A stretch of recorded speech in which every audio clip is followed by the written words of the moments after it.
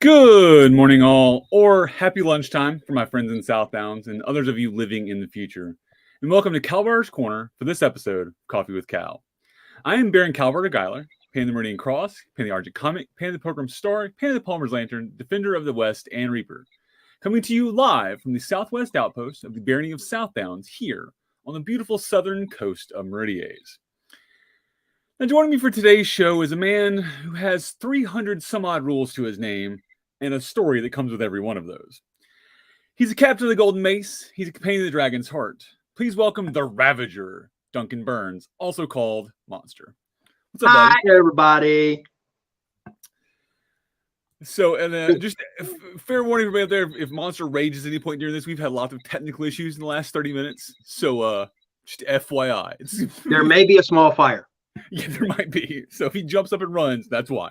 We're waiting for a piece of equipment I smashed to catch on fire. I'm watching it. Monster, if you will introduce yourself, who you are, why you are awesome. I don't know about that part. As you pointed out, my name is in that society is Duncan Burns. Most people just call me Monster. I live in the Midlands part of Indiana, not Constellation, Midlands, because we're in the Central Time Zone. I live right at the bottom of Lake Michigan. I am a mid-roamer, obviously, from all of that. I probably should have led with that. I've been in the society for coming up on 20 years. I've met a wife, made a child, made as you mentioned, a sizable list of very amusing mistakes that have become my stock and trade as part of a comedy routine I do. It's called The Amazing Chad Show. Mundanely, my name is Chad. I'm sorry. That's not the name I picked. I've been around for a while. I've been dead. I got better. I'm here to have fun. There you go. And just to clear things up, I'm just going to go ahead and run this banner at the bottom because I know the two of us. Oh, yeah, there will be swear words. Yeah, so just getting that I will try to avoid the big ones. I will try to stay off of the C word and some of the other ones. Can't promise. Never know. I'm old Army. Yeah. The fuck is a comma. Exactly. All right. Before we dig into the stories and topics of the day, today's show is coffee themes, so let's talk about our beans. So today I pulled out my coffee is dark, it's well roasted, it's black as the night. I actually picked it up from Aldi. It's like their generic Aldi store brand, but I was really impressed. It was super cheap, but it's really friggin' good. So I'm happy. Cheap and good is always a good mix. Yeah, I was like, this is cheap coffee, but it's like dark and stormy, and I was like, I'll give it a shot. I was like, I love this shit, so it's good. And that's topical because stormy and dark and the magazine and the thing. I mean, you got a porn star in the room and you're paying her. You come up with a magazine, bro. Magazine. That's what you come up with. Hi. Ooh, shots fired. Okay. So what else, you Monster? What are you drinking over there?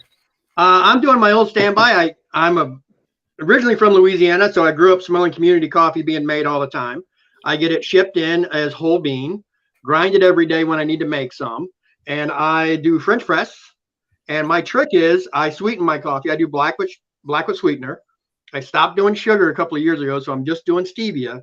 But I put the coffee and the stevia in the thermally oscillated carafe before I put the press on. Then hot water and then press. So everything's all in one pot because, as you can see from my surroundings, my lair is subterranean. I live below my house pretty much. My wife and kid take the upstairs and I live down here in the hole. And I don't want to go up and down the stairs every time I want a cup of coffee. So I bring my whole pot. Well, there you go. That's fancy. I've never I've accidentally used stevia once or twice in my coffee because my wife uses stevia, so I'll occasionally go, oops, oh, wrong cup. Oh, well, that's fine. But I've never considered it in the pot itself. So that's an interesting trick. The thing I like about stevia is, of course, it keeps me from being a giant fatso. Right. But it's also fun to breathe. Because if you just pour it from container to container, it makes a smoke that you can then inhale, and it's very sweet. I'm sure that's good for me. It's probably not the worst thing you've breathed in your life, though. No. Yeah. I'm sure there's a rule about that somewhere. You shouldn't breathe. And just if there is we do have Baroness of Patrona, Magistra Patrona backstage hanging out with us. We invited our dear friend. So if Monster and I start laughing randomly, it's because she's put something in the private chat that is funny to both of us, but probably should not be shared with the public.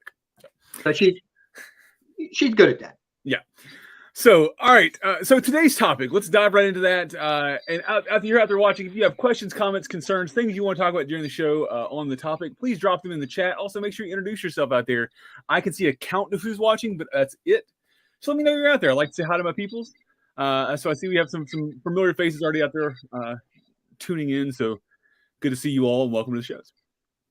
So today's topic is something that Monster and I clicked on at Gulfors, and what he means by that is means he was close to my tent while I was half dressed and ranting. That's true. That's true. And I went, oh, look, I know this conversation. I've had this conversation before. Yeah.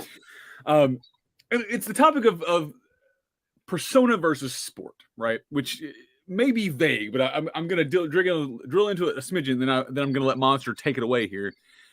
So in our sport, in this case, heavy fighting, but it applies to the other fighting things as well. It also applies to archery and some of the other, honestly, even some of the Laurel stuff too.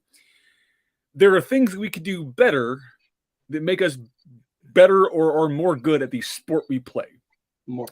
But may not match the personas that we're choosing to embody for whatever reason. For instance, a heater shield is a great example of this. So some of us make dumb decisions that are really fun, but are not as good on paper. So Monster, give me your initial sort of rant about this, and let's dive into it. Sure. I mean, so a little bit of background. I have been doing violence semi-professionally and recreationally for most of my life. I am 50 years old, and I started doing martial arts when I was about 8 or 9.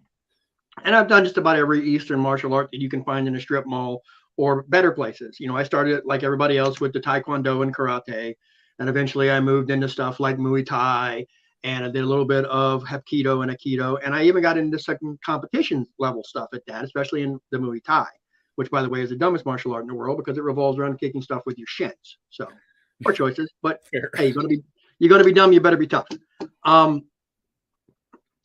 Eventually, I joined the Army, where I turned my penchant for violence into a way to make money and have fun stuff. While I was in the Army, I stumbled across a fighter practice outside of a gym after teaching a class for unarmed self-defense and combatives 1, 2, and 3, which is basically melee fighting in the Army. It was a class I helped teach with TRADOC. And I've seen what to me looks like 9 grown men dressed in pajamas beating the crap out of each other with sticks. And my first question is, what the fuck are you doing? And my second question is, how do I play? Right. So I got involved in it there. When I first joined the SCA, I still had very much the martial art competitive and military mindset of win at all costs. Things I am ashamed to say. Were there periods in my life where competing in martial arts, the win became more important than being good? Yes. Mm-hmm. Did I do some shady stuff that maybe was accidentally hyperextending people's knees and stuff like that? Possibly borderline illegal strikes to cause incapacitation of my opponent in order to score the win? Yes. Did I figure things out and mistrain my fellow people in dojos or keep secrets or have tried to develop the secret technique that I told no one? Yes, I did. Those are not good things. Those are things that when I came to a certain point in my life, when I died, I had a catastrophic parachute failure in 2000. That's why I'm no longer in the Army. And I had kind of I'm not going to say a near-death experience, but I'm going to say a death-adjacent experience, and realized I'm probably not a good person, and this is a bad way to go through life. So I reevaluated some stuff. I mean, to be honest, I still kind of carried a lot of that when I first joined the SCA, and it was win, win, win, win, win, win, win. And then one day I just stopped caring, and I started having more fun. And I started, I'll be honest with you, when I started the SCA, I would have done this dressed up in the Easter Bunny wearing bumblebee antennas. Whatever I had to do to hit you as hard as I can with a stick and get a beer for it. Okay. That's the goal, yeah. But then I started reading books, and then I started learning things. And then I started finding my family tree embedded in history. And then I just kind of started going down this rabbit hole, and I learned more and more stuff about what I was dressing up to do actually was, and that became a little bit more important to me. And I wanted to try to hunt that mindset of what was this actually like? I mean, the SAA at the end of the day is supposed to be an experimental archaeology education society. Correct. That's our 501c. We're an education group. We should be studying and learning more. We should be focusing more on what it is we're actually doing rather than what I call the skyisms. For 50 some odd years, as long as I've all pretty much been alive, the SCA has existed and has developed its own weird culture. And other kingdoms are weird. There's never, I'm not going to even get into interkingdom archaeology and anthropology, but we've developed its own martial art with a very particular focus on a win-loss condition that doesn't exist anywhere else. In most competitive martial arts, my win-loss ratio is not really determined by me and my actions. It's determined by a line judge. Right. It's determined by a corner judge. It's determined by other people outside of me and my combatant. Right. It's some third party judging the thing. Some third party judging me against it. Even if I'm not doing competitive martial arts, even if I'm just like testing for a belt, even if I'm just doing dojo work, I'm still being tested against a standard that's easily defined and you can gamify to a certain extent. But also, it's not my call on pass fail, win loss. That's somebody else's decision. The beautiful and unique thing about what we do in the armored community specifically, and also to a certain extent in the cut and thrust and rapier community, which I tipped my toe into, not greatly, but I prefer cut and thrust over everything else. But armored is my jam because melees. You tell me when I killed you. When I bested you, that's your call, not mine, not a line judge. So other than social pressures, there's really nothing I can do to make that determination for you. Right. So either I can accept that and game the system to the point where I make it impossible for you to defeat me, to give myself the biggest advantages. I mean, we're fighting under a rule set. Everything's going to fight under a rule set until you're not fighting under a rule set. When you're not fighting under a rule set, the way you determine the winner and the loser is the winner is the person who goes in the ambulance second. The loser goes into ER first and winner goes in second. Because if it's a real fight, we're all going to the hospital or the morgue.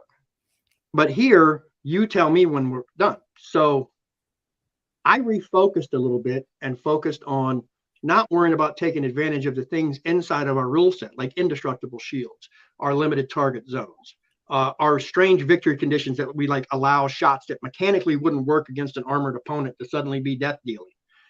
These kind of things. We're playing a modified version of uncooperative sparring, and it affects both our training, our mentality, and our win-loss ratio stuff. And that becomes the metric that too many people measure success by.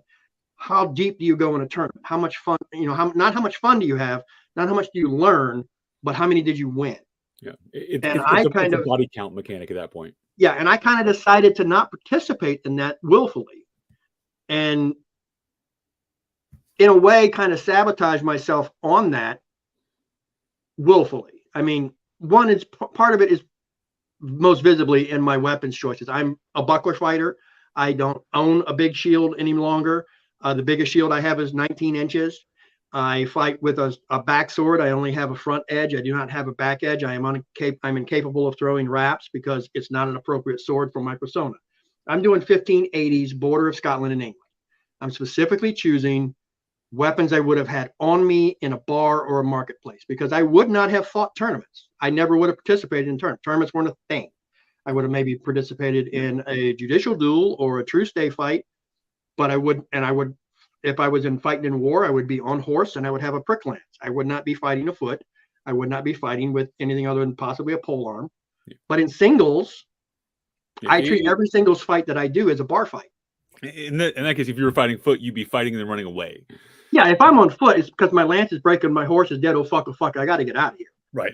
I am running away, and you are in the way. That's the only reason why I would fight you. Because, I mean, to be honest with you, in singles, the only way I'd fight most people as a 1580s border is I'd shoot you. Or wait for you to be asleep and set your house on fire. Turns out that's frowned upon in the SCA. Yeah, that's actually one of my rules. There's no use of fire on the SCA battlefield. Stop asking because I keep trying to set stuff on fire. Jesus. Okay.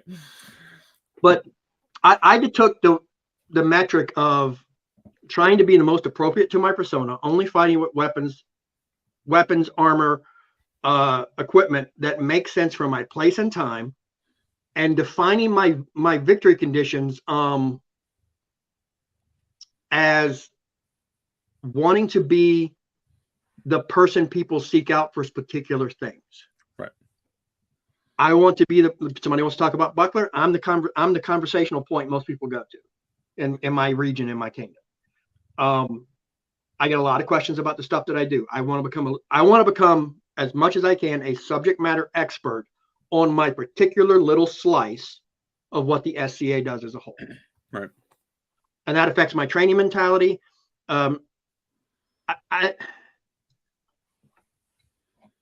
don't think that and I want to preface everything that I'm saying by this is not the way, this is my way. I'm not saying that everybody should be doing what I'm doing. What I'm saying is this is how I have chosen to approach this. I think that's a sort of a summation of the SCA. There is room for, if you want to be good at our sport, go be good at the sport. Yes. Go make those decisions. And I have no ill will against those people at all. Yeah. I mean, the guys that are the sport knight, the sport fighter, the stick jock, I've been there. Go. That's a hell of a lot of fun. Again, I would do this in an Easter Bunny outfit just cuz. Yeah. I have tried visibly and physically and against my own inclination quite often to shift my focus away from that into a different thing. Right. Yeah. So I've had very similar conversations. Like I am much younger. I say that I feel old as of this past Wednesday, but birthdays happen. Yeah, you had a birthday. Yeah, I'm much younger in the SCA specifically, so my time where I've had to deal with these problems is a lot less than you have. But I've seen this, they're sort of same ideas, and I've had these same conversations going, okay, I get that I fight spear and sword, or in this case, like Madu for those who don't know what that. Because again, I'd have been fighting horseback, I'd have been fighting as an archer, as a Scythian. That's what I would be doing. I wouldn't be fighting in tournaments. Those didn't exist in the Scythians, at least as far as we know. They may have, but we don't have documentation of them. And if I was fighting one-on-one, I wouldn't have been. I'd have been with a group of people who are running the fuck away. Like that's the ideas. Yeah. So I'm like, okay, if this happened and I got tossed off my horse or a horse got killed, what would I have? I'd have some javelins and I'd have a sword. Cool. That's how we're fighting. Right. Yeah. And I've done the broken lance, offhand, and single sword kind of Madu. I mean, I'm a mid-runner. Madus are not socially acceptable up here. Right. There's actually there'll be an episode of Coach's Corner coming up soon of Madus, why all the hate. Because Well, I mean, Madus, why all the hate? Because the Madu is a lot of people use them, not most, but a lot, where they actually have like a buckler with a stick and a stick. That's a complete skyism. That's not something Europeans had in their hands. Nope. It's an African weapon that is probably not even period and probably wouldn't be useful in our armored society. Right. And that's what I call a skyism. That's a weapon system that's specifically developed for our rule set. Right. And it's kind of the conversation. Again, I do try to apply more historical methods to what I do, but I don't restrict I'm not trying to do everything as written. Here's a conversation I've had with a few people. As a sword and buckler fighter, the conversation about I-33, I'm going to nerd out for a second, always comes up. You know, I-33, oldest manual we have, it primarily deals with sword and buckler. I mean, bucklers are a thing that's been every culture has some form of it, blah, blah, blah, blah, blah, blah. If you read I-33, all of the plays are built around buckler and sword working together as a system. Your buckler is always covering your sword hand. All of the plays, and there's a reason for that, because when that was written, there was no hand protection. You were open hilted swords with just your meat paw. So it's predicated on the idea that your hand can get lopped the hell off, which as a sword fighter is exactly what I want to do to you, because a man who can't hold a sword can't stab me with it. And that's the thing furthest out from you. So I'm going to do that. Once you get into the SCA, that's no longer applicable, because in armored, not so much in cut and thrust, but in armored, our hands are involatile. Right. So I don't need to cover my hand with my buckler to protect it, because it's in a basket hill or a gauntlet or whatever I have legally to get me on the list. But it doesn't matter how many times you hit me in the hand, it doesn't count. It's safe, yeah. Yeah, it's involatile. It's not a legal target. So I don't have to cover it. So then sword and bucklers can become different systems. So then you get into later systems. You start looking at like the Bolognese and the other Italian schools. Then you start looking at Myers and some of the other German stuff. Mm-hmm. It gets interesting when you try to apply directly historical things to what is not really historical combat.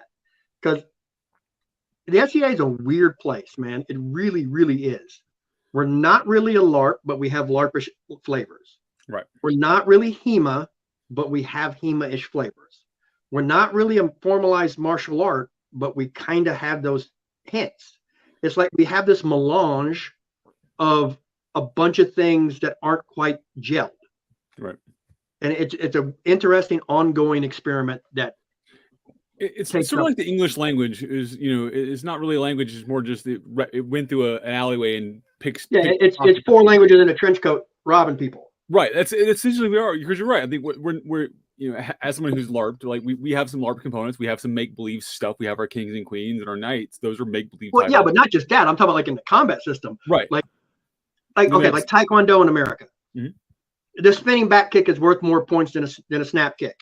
So that's what everybody practices. In a real fight, am I going to do a spinning back kick? Probably freaking not, because it's a bad risk to reward ratio. Right. Like all this work and all this risk to get 5 points versus 1 point, or to get my knee broken. Which one am I going to choose in an actual fight?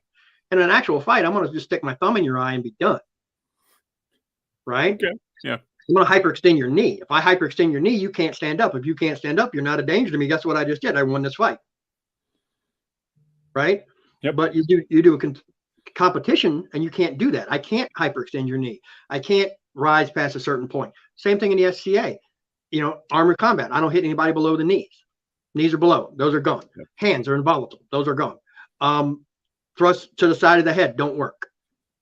We have rules. Those introduce LARP components. Now, you're right. There is some LARPy components in the fact that we have kings and queens and a whole geopolitical system. But really, that's just anthropology, because you get more than 3 people in a room, then you have politics. Right.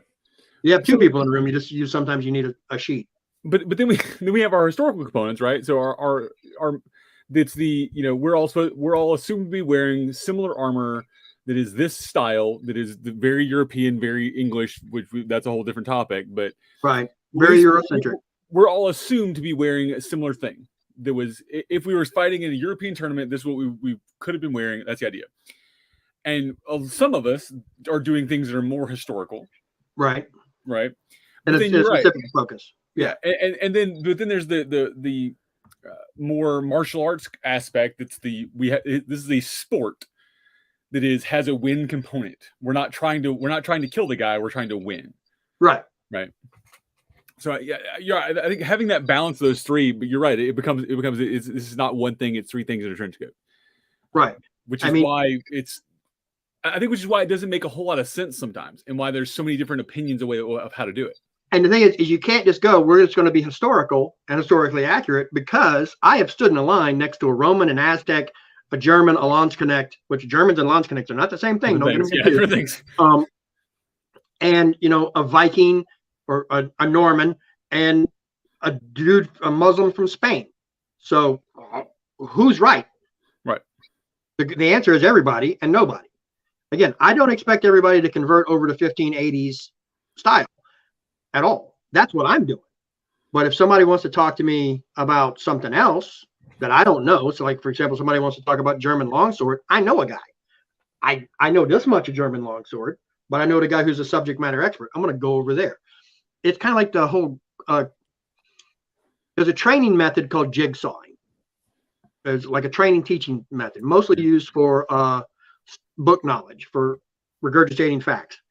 I don't know if you've ever heard of it. Basically, what you do is you take a block of data and you break it into smaller chapters, and you give those chapters to the students. And those students, like in groups of 3 to 5, study that material and then teach it to the other groups. And then the other groups teach their part. So you make everybody a local SME, a local subject matter expert on that portion of a topic. And you'll be surprised how much stuff people learn by teaching.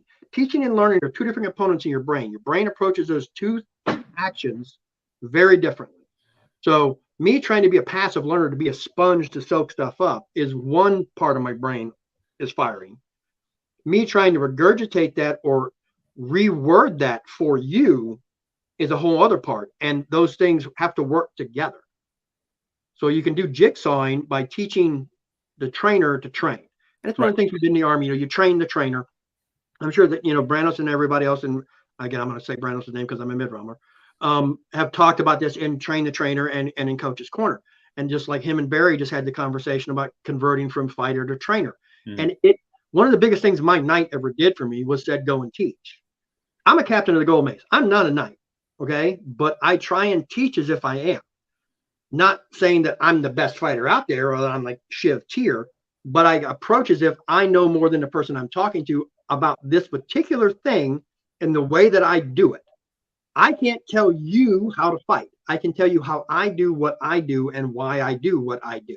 Right. And maybe we can find a way to layer that on what you're already doing. Does that make sense? Mm-hmm. So if you will, let's specify what is a captain of the Gold Mace. That's the Inner Kingdom thing. Let's explain. Yes, Inner Kingdom. So captain of a Gold Mace is basically our grant level fighting award. In the mid-run, we have a group called the Red Company, which was kind of exists as an armor community fighting tier award system. It starts at your AOA level with your sergeantry. And one of the things we look for as sergeants is they are teaching, training, equipping, and also leading on the field, both in singles and primarily in melee. And we kind of have in the mid-run, we have this whole command and control, the CNC system. And at the core of that is the sergeantry. So sergeantries are your guys who are marked usually with a cape and maces. You know, the badges, 2 white maces crossed. CNC, command and control. That was big funny. That was a joke. Leave it alone. Okay. So captain is the next level up. It's your grant level. It's your just under peerage award. It often is a place where many of us hang out for a long time, and sometimes it's just a thing you pass through. But captains are expected to be commander level people in our army. So we're usually, you got your regional commanders commanding, like our regions are usually made up of states, like, Midlands, Constellation, Oaken, South Oaken. But they're also expected to be the people who are running practices or running clinics or doing teaching or helping equip and train new fighters. They're your GOA level guys. That makes sense. Guys and girls. So thank you for that. I wanted to clarify because I knew what it was, but I want to make sure we sort of set a precedence there of where you are, because I want to talk about some of that. Because I know this is one of the parts that you and I talked about at Gold Force was the idea of us pursuing persona and us pursuing what is fun, right? Because there's 100 reasons to do it. But we are an educational society, and that's why you and I sort of both pursue the thing. How has that affected your career in the SCA? Like, from my experience, for what it's worth, it's kind of got me. I'm not going to say stuck, but I'm where I'm at, and I don't really know if it's halting my advancement or not, but I have gotten feedback that doing the things that I'm doing are not causing me to get a high win-loss ratio, and I need to change that and start using the stuff that helps me game the system. Get a bigger shield, get a back edge, start throwing wraps, do all these things, go win fights. Winning fights is more important than, to some people, than how I fight. And that has caused some consternation from myself, because that's consistent feedback that I get that I don't feel like is helping. And then I don't want to sound like I'm sour graping or whining, kitty, but you get this weird feedback at a certain level. You get the GOA and you need to do something completely different, but keep doing what you're doing. And I'm like, I can't really mesh those two pieces of feedback into something actionable. So I'm just going to do what I do, and I don't, whatever. Yeah, I don't like gaming the system. I hate it. I absolutely. Is the SCA at the end of the day a game? Kind of. I mean, it's a sport. It definitely is a sport. We have we have tiers. You can go through a bracket. But I don't care. Okay, when I'm talking about how I purposely sabotage myself, I got caught doing this the other day, and I got a little speaking to about it. Again, I actively don't participate in win-loss ratio, and I do that because my brain is messed up. And I know that if I allow myself to begin being competitive, I start chasing the win more than the skill, more than the fun. It stops being fun unless I'm winning. But winning is fun. I'm like, yeah, winning is fun if you're doing it. If that's all you care about. We do a lot of tournaments out here that are like challenge tourneys, or just round robins. Go find pool tourneys. Go find some people and report your wins and your losses. I have a habit, if I have to report my wins and my losses, even if I win, I report a loss. I have never won a pool tournament because I have purposely sabotaged my win-loss ratio because I don't care. Right. I can't care because the minute I start caring and chasing that in my own personal psychology, some things go bad. Yeah. And I stop seeing my opponent as my fellow student and friend and as an obstacle. And I don't like where my brain goes when I give it that setting. Yeah. So I've heard Duchess Helga talks about this when she fights out in the West, that she's your friend, she's your companion, she's your, will teach you everything she knows off the field, right? The minute she steps up and you're against her, her brain goes click and you're a piece of meat to her for that fight. Right. And I was like, so I understand that mentality. And I do too. On one hand, I'm like, okay, again, I get it. I understand that mentality because it's right here. It's just off the side. And I'm actively going, no, thank you, no, thank you, no, thank you, thank you. Right. Again, colored by my personal background, colored by how I grew up, what I did for a living for well over, most of my adult life, where legitimate horrible violence was the way I made my money, was the way I lived. There was us and there were MRE powered pop-up targets. Yep. Right. Hold on. I'm gonna need you to pause for a second here. MRE powered pop-up targets. Yeah. Is that okay? I just make sure I heard that right, because that's okay. All right. Well, let's address an interesting thing that's in the room. All right, there's this guy named Grossman. I don't know if anybody knows him. He was a psychologist in the Army way back. I'm gonna pull a bunch of weird stuff in here. Here we go. We'll talk about training mentalities and the brain function of violence. Grossman has a great book called On Killing. Unfortunately, he developed some really horrible things that have screwed the world up that we live in right now. I don't know if you ever heard about guardian versus warrior mentality as it comes to law enforcement. So the warrior mentality kind of comes from Grossman's work, but for military use, this was important. Going back through history, he has you can document the training that most soldiers went through in a modern military, and I'm talking about like from Civil War on when I say modern military. They started training in firearms on bullseyes or static targets. So they're shooting at rings on a tree or rings on paper. When you put that gun sight on a person, psychology changes because everybody thinks you have fight or flight. You don't have fight or flight. You have 4 options when it's intraspecies. You have fight, flight, posture, or submit. Okay. So when I fight you, we can either go, hey bro, hey bro, hey bro, hey bro. And you can be like, hey man, I don't want that. So that's me posturing and that's you submitting. Like, I don't want this. Right. Mm-hmm. So I can win a fight just by presenting a bigger challenge to you. Right.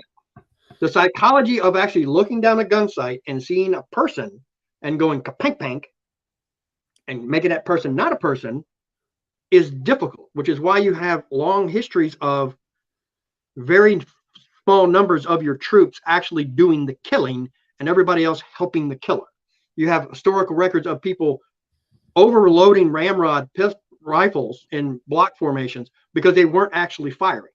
They would mime firing and then load, and then mime firing and then load because they don't actually want to kill people, or they purposely pull their shot off. So you have a large blocks of people firing rounds that aren't hitting the target because they're not actively targeting. This whole psychology carries all the way through up until the Korean War. In the Korean War, doctrine began to change and we began to shoot at man-shaped silhouettes on paper. So you got people now getting mentally conditioned to look through a scope at a thing that looks like a person. Kind of starts normalizing that in your brain, builds a pathway. This is okay. And it gets worse from there. Mm-hmm. Modernly, we train, the Army trains, the military trains against 3-dimensional targets that pop up, move, and react when being hit. So you get mentally conditioned to seeing a thing, target, power.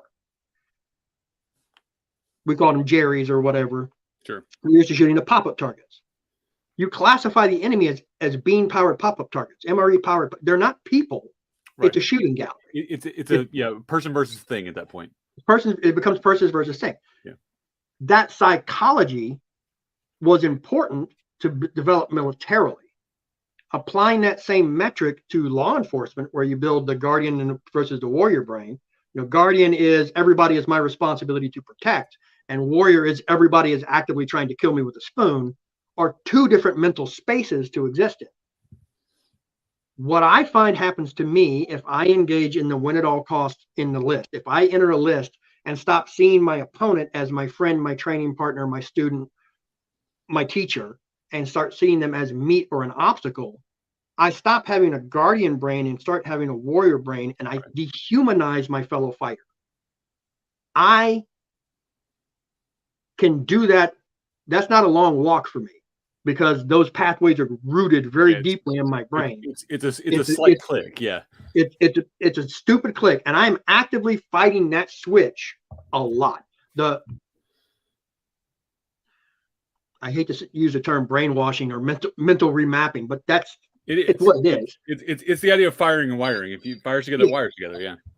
And the thing is, you can use those metrics in a positive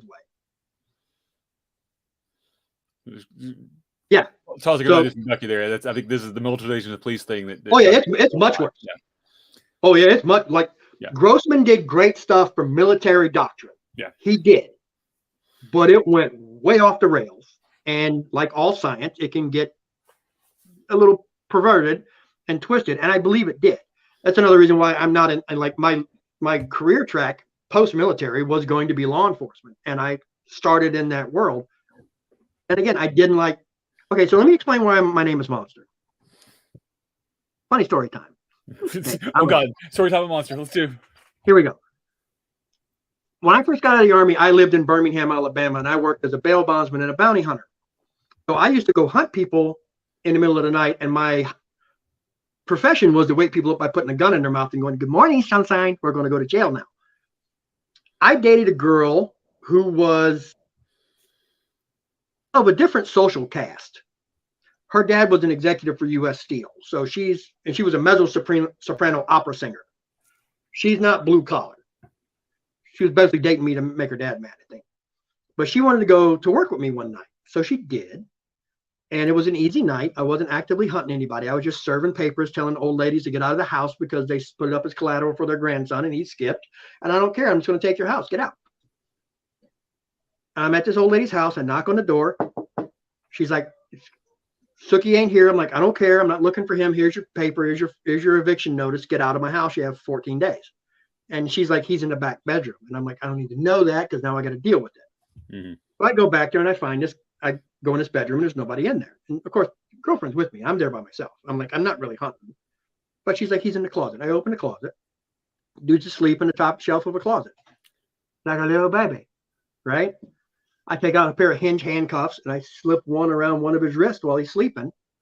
And I snatch him out of the top of the closet and frog standing and just handcuff his other hand and frog stand him and walk him out of the apartment, put him in the car, drive him to jail.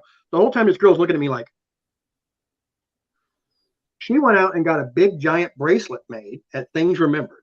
This big sterling silver bracelet, ID bracelet, like a medical alert bracelet that she made me wear on my right hand that just said, "This man is a monster."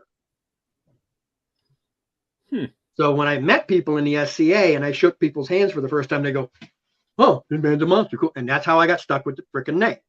Did I go hunting it? No, but I got stuck with it. Right.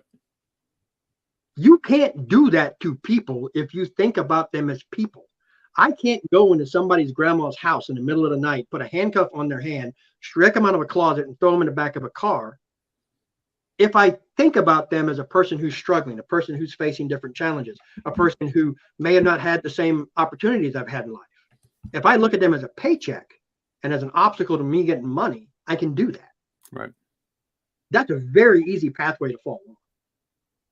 That same pathway is also very adjacent to win at all costs. And it's a very easy cliff to fall off of, and I try to avoid it as much as I can. Again, I'm not saying anybody else is doing anything wrong. Right. I'm saying my psychology is broken. So I'm doing what I can to make it not do the thing. You know what I'm saying? No, and I think it's interesting the why. So right. So I think all of us do the why of persona play in this case, right? Playing to our personas differently. Like I'm doing it because I think it's what I want to do because it makes the most sense for we are an educational hobby, right? Which that's a reason we can talk about. Your reason maybe for not doing the win at all costs is when we just talked about. You've just been taking I can do it this way instead. So you're using that as a as a block. As a block, yeah. Don't look at the fish. Look at this over here. Look at this over here. Don't look at this. Look at this. Yeah, and plus it helped when I first started reading the books and found like my name in it. Like, oh shit. Like a large portion of the Reaver history of 1580s borders of Scotland and England, my family is not prominent. My last real name is Burns. My name's not prominent in that, but we're well known and we're not an Armstrong. We're not a Kerr. We're not the big names, the big clans and heedmen. But we are without a doubt the people who are like, don't poke that because it's an anthill and it's going to come and it's going to kill you in the middle of the night. So let's make them happy. Right. We are part of that history. I mean, like Robert Burns. I mean, you can't read Scottish history without bumping up against one of us. For God's sakes, I grew up in Louisiana. I moved to Illinois and I live adjacent to a place called Burns Harbor. It's got my name in it because my family settled it. Right. I mean, you start reading about the borders of Scotland and you start reading about Reaver and what they were, and you realize how much of America is colored by that whole period of history. And it becomes really fun, and it becomes an easy slope to get off that cliffy path into a more meadowish kind of space where I'm not dropping rocks on people off of cliffs. I'll be honest. I have to admit something to you. Whenever I hear you describe yourself as a Reaver, I can't not see you as a guy from Firefly. I really which frankly, from what I know of you, is pretty accurate. A good friend of mine, who is a former Crown of the Mid-Realm, a guy that he was my squire cousin. He was my wife's, whatever. He was part of the whole household that I'm at. While he was sitting as Crown of the Mid-Realm, gave me advice of, you should pick a persona that's not based in sci-fi. And I was like, oh, Pumpkin. Oh, do I not wear the right clothes? Do you not get it? Do I not talk about this enough? That the Reavers in Firefly are based on the Reavers in history. It's spelled different, but the same concept. Yeah. Reavers introduced words to the talk about the language earlier. Bereavement. Bereavement leave comes from Reavers. You've been bereaved. Your family is dead because the Reavers showed up. Right. Yeah, I get that a lot. I get the, oh, you're a Reaver. You're good. Yeah, when you first said that, I was like, that's a weird persona choice, but okay. You're going to rape me to death and sew my skin into your clothes? I'm like, maybe. Frankly, it wouldn't surprise me if you had a little pouch of just look like skin. I think it'd be a funny addition to your clothing at a point. I don't know what you're talking about. Right, I know. All right, so there's been some comments early on that I want to scroll back to, because I think the concept of win at all costs versus persona play, right, is the thing we've talked about a lot, and I think that is one choice. I think the other thing that really matters to me, and this is something that I think it bridges both, is honor on the field. I'm trying to find the thing. There it is. So the key point, the core of what the essay started with, is to practice honor and courtesy and the once and future type king type idolism. Right. So I think, and I'm curious on your thoughts on this, how can you play the win at all costs game while balancing that honor? I think it's easier to if you do it. So when I'm fighting now, I'm laughing. I'm having fun. Absolutely. I want my opponent to win. So because that's how I maintain my honor. If I start trying to win, I miss shots. I forget things. I'll throw a blow that's not right. I know that. I lose my honor, and I lose my lady's honor. I lose my consort's honor. I lose my crown's honor on that field. It is a fun thing. This is one of the persona play things that I run up against all the time. Because again, if I'm playing a Reaver, why the hell am I serving a king? Right. Yeah. So the mental gymnastics I kind of do is in Reaver society, you fight everything for your cousin and your kin. The heedman is the local king. Whatever. I don't care. My heedman said, go do the thing. I'm going to do the thing. Or I'm getting paid in sheep, or you're not watching. Whatever. I just want to address I am never so happy as I am when I lose. Except when I lose to someone who does something I taught them. If I show a person how to kill me and then they do it, in a way that is not me allowing them to do it. I'm being an uncooperative sparring partner. And they do the thing that we talked about. I'm so happy. There was a whole discussion thread on one of the Facebook groups for like Ask the Squires, Ask the Chivalry, something that I was on, about emotional state. You come in the field, and there was a lot of talk about, I go in there and I do the whole like become the killer. And I'm like, the people who come and they fight with rage, or they fight with this Zen-like focus and all this other stuff, and which is fine for them. I'm not bitching about what they're doing. My only statement was the only thing I bring into the list is joy. I have to come in with the mindset of, I am going to figure out how to best you without you besting me, but I want you to do it. Right.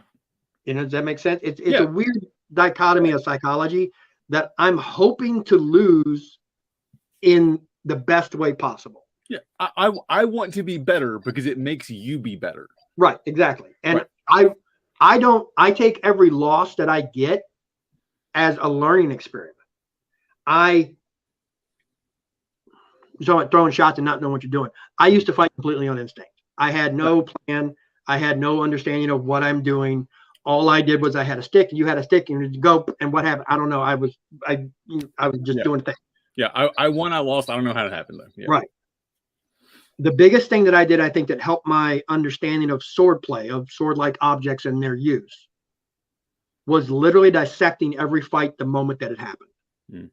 For me, be able to go, you were able to get that shot because I had my foot in the wrong place, or you did a shoulder fake and I fell for it, or I threw this shot. And I mean, because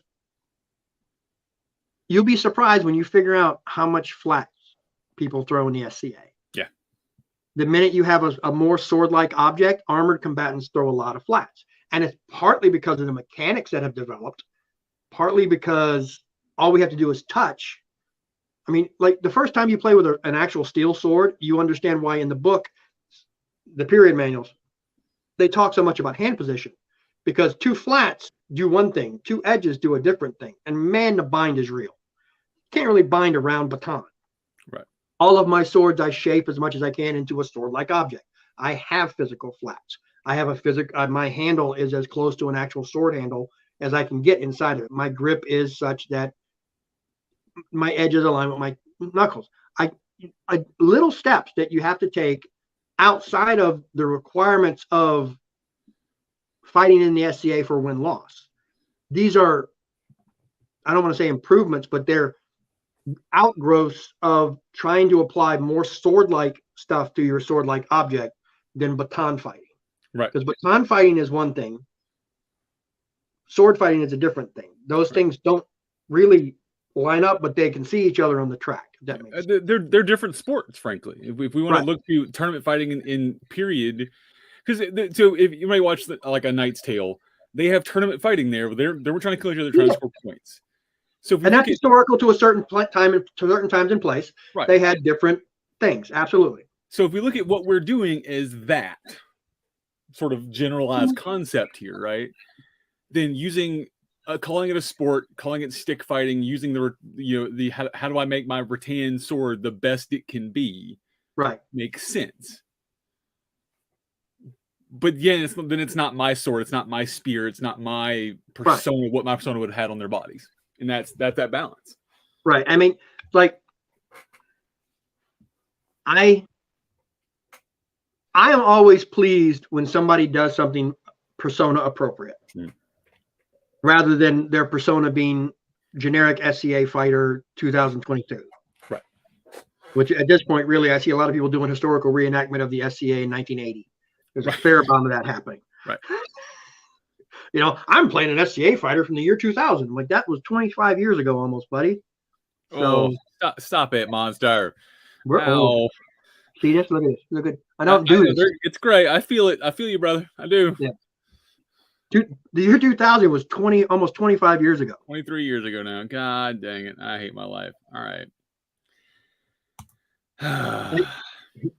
George, I'm going to tell you right now, Nixon was a while back. I wasn't alive then. So there's been some comments about dagger fighting, and I want to address this too, because I think this is another thing I've heard about is So I had a fighter that I was fighting locally for a while, and was discussing some different tournament styles. And I want to hear your opinion on this. So I enjoy the random weapon styles, dice roll, spin the wheel tournaments, or shit, we both have random maces now we got to fight. I think those are fun, right? Because it pushes us out of our comfort zone, makes us do something different, and I may be better at that thing than you, but damn it, you still killed me. Oh, that's cool because you applied something you knew. Yeah, any given Sunday. Right. I've heard I won't fight in those because I always want to bring my A game. That's not my best. That's not how I play. Which, hey, it's your thing. Cool. I'm not forcing you to fight me. But so what's your opinion on that? Again, at the end of the day, it's a game. And if we're going to do a thing, we're like, okay, we're going to do a dagger fight tournament. Great. I got a dagger. Let's fight with daggers. You know why? Because everybody fought with daggers. That's not persona inappropriate. Right. If you tell me there is a polearm tourney, okay, I can make an argument for that. Sure. If you tell me there's a heater shield tournament, I'm going to bow out because I don't fight with a heater shield. I wouldn't fight with a heater shield. I'm not going to fight with a heater shield. That's me, right? I think those are fun. They're fun to watch. At practice, I'll do anything you want. But like, it's I don't know. It's a weird thing. And for grins, for giggles, sure. Right. I mean, I think it's so. I think this is where the idea of persona has to balance, right? So you mentioned earlier about you line up next to the Aztec and the Spanish Muslim and this and this and this, and you're right. So like, how in my brain is my persona hanging out with you? We're a literal 1,500 years apart. I always look at it as I'm a Meridian, you're a Mid-Realmer. We're hanging out at Gold Force together. Our persona doesn't matter at that point. I am a member. Like the reason I have my baronial coronet on, which is not a period thing for me, is because I was given that by someone in our current game. Yeah, it's like an onion or an ogre. It has layers. It has layers, like a parfait. Yeah. So when I go to those tournaments, I look at it and go, okay, well, my persona wouldn't have done this, but that's the tournament. That's the game we're playing today. Yeah. That this crown has said, hey, I want you to play this game for us. I'm like, cool, let's go play this game. And I'm playing it as if my dude showed up to this tournament day and went, all right, cool, I'll play in this game. Right? Like the mental gymnastics I pull on some of this stuff is slippery, and I admit that. And again, I know that I am being very pedantic about my definitions at times. True stays were a thing. This is some of the mental gymnastics. Here we go. Mm-hmm. True stays were a thing. True stays were basically challenge terms, kind of like a home game, right? Like, I'm mad at you. You stole my shirt. We're going to fight about it. I'm going to fight you with a deer antler. Here's your deer antler. I'm going to fight you with a this, that. Pistols, whatever. It's like a duel. Yeah. Fine. I do some weird shit. Let's do some weird shit. Right. As far as it comes to dagger fights, I love me a dagger fight. One of my dumb hobbies used to be Sharpie fights. Okay. I got a blue Sharpie. You got a red Sharpie. Here's your Sharpie. Let's go. Let's see who stabs who. Mm-hmm. And you always know there was something you used to do in the Army too. You know, you're playing it. I mean, people walking around with like blue lines and red lines over their faces, and because I'm trying to cut you or stab you, and you're trying to cut me or stab me, and then we got colored markers so we know who scores. Do it sometime. It's fun. Just make sure you have alcohol wipes on hand. You said make sure you have alcohol in hand, which is also accurate, frankly. But that's a whole different thing. Oh man, there's no booze in my coffee. Right, stevia and vodka. No. I'm a brown liquor kind of guy. Yeah, that's fair. All right, so first of all, I want to pause this for a second because there's a whole lot of deep discussion going on in the comments over here, and I want to thank those who are out there talking because we hit a point, and then Ducky and some others have went off on a point, and I'm not even gonna. That's a whole day of talking over there. So thank you for those who are being really open and honest and just communicative in the comments, and I want to thank the general audience I have here on Kal-bardr's Corner because I've never had a troll or a shitty comment out there. So thank y'all all for being awesome. So cool. All right. So Monster, we're at 55 minutes. So we're talking, which is not surprising that you and I could fill an hour of talking. I was telling Patrona, we do need to get you on I'm just going to turn the camera on and say, all right, Monster, tell me a story and just see what happens for a while. And, we'll definitely do that on another less topic day here. The best way to do that, honestly, is to go find the list, which I have posted several places online. I keep getting told stories to the list, but I haven't seen it yet, so I don't believe it exists. I will send you a link to it. Okay, good. Anyway, get the list, pick a number, and I'll tell you the story. There you go. Which, if those who haven't met Monster in an event, I got to experience my first Monster story at Gulf Wars this year because Patrona was like, "Hey, Monster," and picked a number, and he started. I swear to God, my sides and hips hurt when I left that day. I was cramping in places I didn't know that could cramp. That was the best like half hour of my life, frankly. So do that. Pick a number. It's worth the 5 minutes. To me, it was a Tuesday. Yeah, exactly. All right, so I'm gonna do a couple show plugs, and then we'll do some final thoughts on this. I think this topic is just so deep, and we haven't even touched on. Yeah, we haven't even touched on how it affects my training methodologies. True. I got a lot to talk about that. Yeah, that's a whole thing. All right, another day. All right, so coming up next on Kal-bardr's Corner. So next Sunday after next, I'll be joined by better Zara back on Coffee with Cal for DEI is ongoing. So Zara has some stuff she wants to talk about with some DEI. So she was our first DEI officer.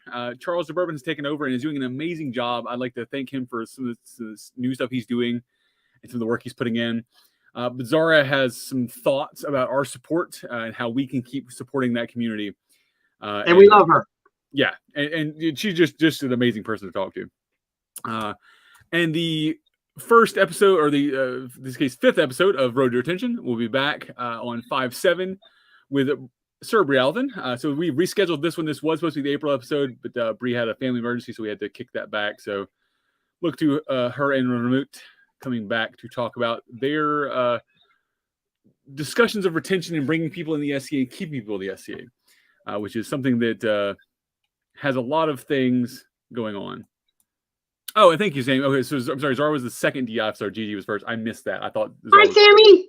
So yeah, Sammy's been out there chatting with me. So thank you for that, Sammy. So